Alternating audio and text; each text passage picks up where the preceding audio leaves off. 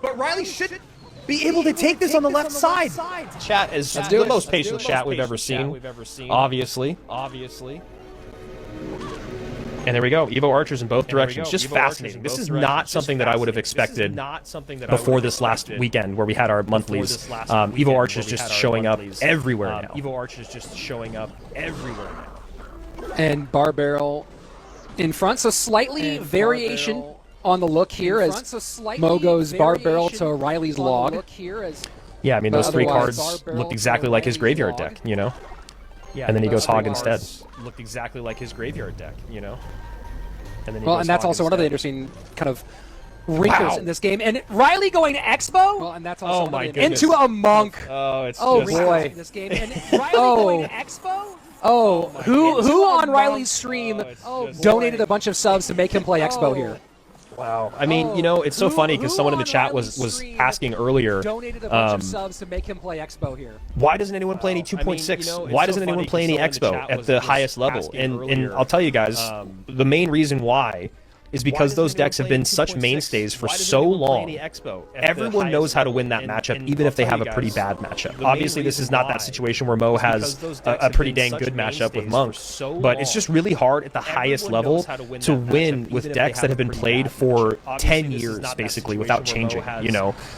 Again, every single matchup, inside, outside, macro, micro, is known by the pros, and especially with something like Expo, it's really difficult to break through, and that's why you can see Riley already going, I think this is going to be a fireball cycle game. Now, does this mean that this game is over? Not at all. But it's just, again, being able to recognize that quickly, especially from Riley's point of view, that it's like, all right, I'm going to have to go to fireball cycle, and now Mo's going to like, all right, now I'm going to figure out ways to create offense with my Hog.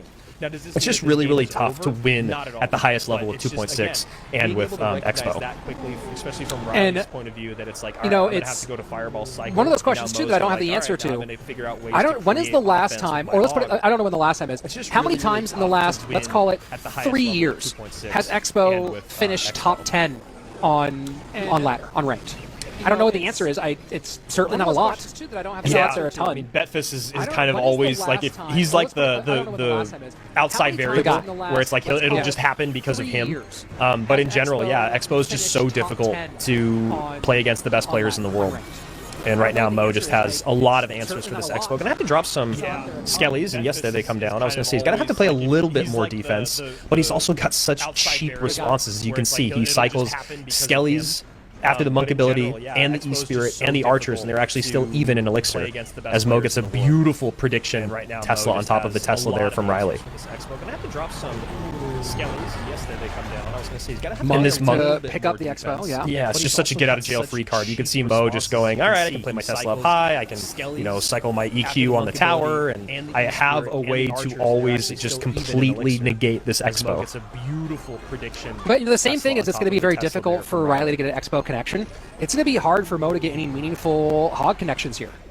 And this Monk, it's just such a get-out-of-jail-free card. You can see Mo just going. And we're seeing the damage right now for both players is, you know, mostly Fireball and Log for Riley, mostly Reflections and Earthquakes for Mohamed. Late Tesla easily controls the Hog. Mo with the lead in the final minute of gameplay, 1933 to 21:42. I love that Riley did start cycling Fireballs so early, and then also is still trying to get Expos on the board. And now we see Mo trying to predict that Tesla. Bar Barrel actually comes down a second too early. Prediction actually too early there to actually hit the Tesla, but now a second Hog Rider comes in, and another Tesla out on the board by Riley, 1774 to 1935. Fireball obviously more damage than the EQ. Monk in front, 20 seconds left, 1615 to 1687. And also, can Fireball cycle one more time? This cycle? Now we see Mo trying to predict that Tesla. Mohamed not having Log here might make this an issue. Going to get Earthquake down, Fireball in. No. Is it going to touch? Wow. And going to be Mo by just a hair. Wow. Fireball obviously. I mean, that's as good as you could do it by Riley there. I mean, honestly, that is such an impressive loss. I'd love to see him run it back. Right? Yeah. Okay, that deck's gone. 20 seconds left. What a flex it would be if he runs it again and then gets the win over Mo. Can Fireball cycle one more time? This cycle? And split Skellies. Not impossible. Not having Log here Log, not impossible. Gonna get Earthquake down. Fireball in. No. That would just be Is it gonna touch? so awesome. Wow. It would be really fun, and not gonna be it. Not gonna be it with the Skelly Drags coming on. I mean, that's as good as you could do it by Riley. I mean, honestly, jynxzi. that is such an impressive loss. Evo jynxzi, just such a great defensive card. Yeah. Okay, that deck's gone. What a lot of splash here for Mohamed Light. And then gets the win over. And doesn't get the King Tower activation there. Would have been really nice for Riley. Skellies. Not impossible. Good early damage for Mohamed. Bowler jynxzi drill and a nice NATO lineup here. That would just and Riley not going to be able to do much about it other than just eat the damage. It would be really fun, and not going to be it. Not going to be it with the Skelly. I'm curious what the rest of Mohamed's deck is going to be here, because that was a pretty hefty spend.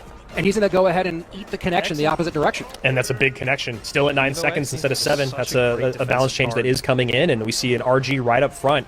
And Mo is not going to have a lot to deal with this. He does have the Tombstone, but the Tombstone is not going to be a lot. Wow, with the Snowball, though, makes it just one shot. Great pull there on the Giant Skelly from Riley. But that Tombstone up high with the Skeletons, coupled with the Snowball, and again, Mo's camera is so far away, but I think I see a bit of a smile there just going, all right, that was probably the worst of it. Now I know exactly what I'm running up against. Probably not going to let that happen again. Other than just eat the damage. And a reminder to everyone watching at home, in this version, this is not Clash Royale League. This is the Proving Grounds, a completely separate competition. It's a modified version of Duel Rules. So with Mo winning game number 1, he may not repeat the cards that you see on screen on his half of the screen, but Riley may play whatever he wants. You only lose access to cards you win with in this version of Clash Royale competition. And I love this play by Mo here. He's just going to eat those RG shots on the left-hand side instead of playing Tornado, instead of playing his Tombstone, so that he can build this big counter push and then maybe use the Tornado here to create more offense, and instead just decides to go Snowball. But he's obviously created a lot of pressure on the left-hand side, and now that bowler goes the hero bowler goes on the right as the Evo jynxzi connects on the left. So just Mo just creating a lot of uncomfortable moments here for Riley. Both guys getting good damage in both lanes, and now Mohamed will use the NATO to pull back the Royal Giant after one shot. Currently leading in the right-hand lane is Mohamed, 1044 to 1478. But Riley leading ever so slightly in the left-hand side. We'll see if they continue to operate on both sides. I was going to say, it feels like Riley needs to be abusing his Skelly Drags and his Firecracker just a little bit more, as there's not a great way to take them off the board other than with the Executioner. So then Riley starts to cycle these Skelly Drags right-hand side in the back. Firecracker is just not really showing up as much as I would maybe think, but, you know, one NATO with that jynxzi or bowler, and the Firecracker doesn't do a whole lot. But here we go. Wow, another connection on the right-hand side. 2! My goodness. Wow. Just creating a lot drill in. Uncomfortable moments here. Fishboy to pick up the Goblins. 580. Riley in a lot of trouble. He's got a good connection here on the left-hand side with that bowler, though, at a sliver HP. He should get a full send here. 713, 555. 44 to 1478. A double-duty Royal Giant pulling the Giant Skeleton away from the danger zone. 55 seconds left. Still under 200 HP separating these two. Golden Knight has not been able to do much in these matchups. Evo Firecracker trying to control on the right-hand side. Snowball a half step early. No significant damage. Big push in from Riley on the left. No NATO, but the Golden Knight connects. But Riley should be able to take this on the left side. He does. And my goodness. Wow.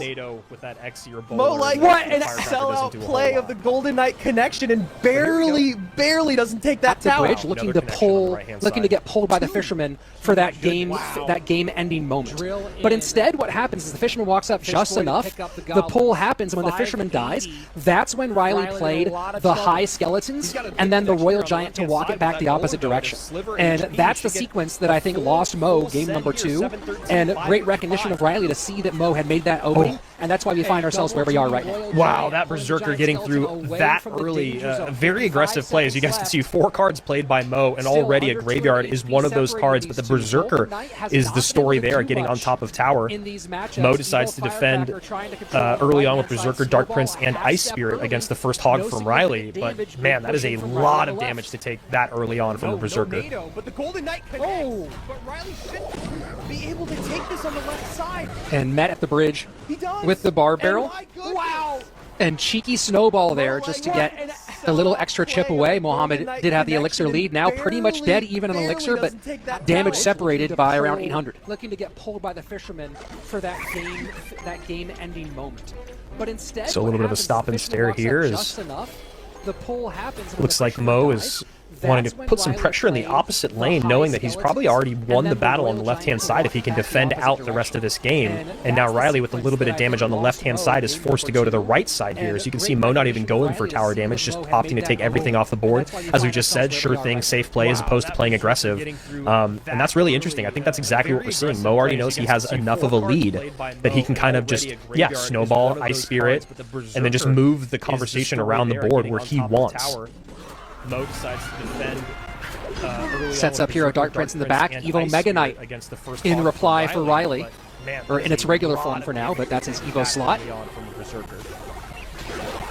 And with the MK cycled in the back, Mo knows he can go super aggressive here at the bridge, and a lot of damage in, those skellies staying on the tower. And now this is the last place you want to be in against Mo Light, which is down. Oh my goodness! He just does things over and over. What a great prediction with the Dark Prince on that Magic Archer. Damage separated by around 800. Magic Archer completely taken out of the conversation. It'll get some work done on the Goblin Hut, but so a little bit of a stop we'll and do. stare here. Nemo might even just ignore it on the right-hand side. Goes low hut instead. Happy to spawn those after a couple of shots. In the opposite lane, Man, it's just crazy. We've been talking about this guy for years, and he still is just always pulling off impressive stuff. A little bit of damage on the left-hand side is forced to go to the right side. As you can see, Mo not even going. Hog finally gets down for everything off the board. As we just trying to think how many times we've actually seen it in this game. Maybe the second time in the game. Yeah, but Mo's back to another Goblin Hut. Perfect placement to make it so the Mega Knight doesn't get on top of the hut. Ice Spirit to freeze everything up. Furnace there to clear everything out. And basically no damage in. And I think that was maybe the third or fourth Hog Rider that's come in. Only, not really being a part of the conversation for Riley is that Hog Rider, which is unfortunate because that's his win condition. In its regular form for now. And Mohamed, we often see Graveyard switching lanes back and forth. And Mohamed has not had to at all. Has a significant lead and can just cleanly defend here. Yeah, well, he has such a lead in the left-hand side that I think if Riley saw that Graveyard on the right-hand side, he might just straight ignore it and then just go for a full send on the left, and then Mo might actually find himself in a tough spot. So I really like, again, when you've got this much of a lead, there's no reason to be that aggressive. Mo going with the pre-poison on where he thought the Magic Archer would be. Now the Hog Rider goes through, got to get on top of tower, but that Evo Snowball ready to go, and another Goblin Hut. Nemo might even just ignore it on the right-hand side. The control, tremendous. 45 seconds left, and after a couple of has not been out of the driver's seat for even a moment. It's just crazy. We've been talking about this guy. Yeah, sometimes it feels like he might be, right? It looks like, oh wow, this is actually a pretty good push. Oh, a second Hog Rider's coming in, but Mo just has every answer ready to go. And I think because of the way that he's defending, the lightning has become a non-factor as well. Final 22. The second time in the game. Lots on the board right now. This is a pretty big downhill push. Evo Snowball pulls all that back together. Can Riley break through? Hog gets picked up by a Goblin, but there's so much on the board here. Dark Prince trying to hold, Snowball trying to slow, Lightning trying to clear, Hog, will it hit? It doesn't, and Mohamed Light holds on against the onslaught to win this 1 in 3.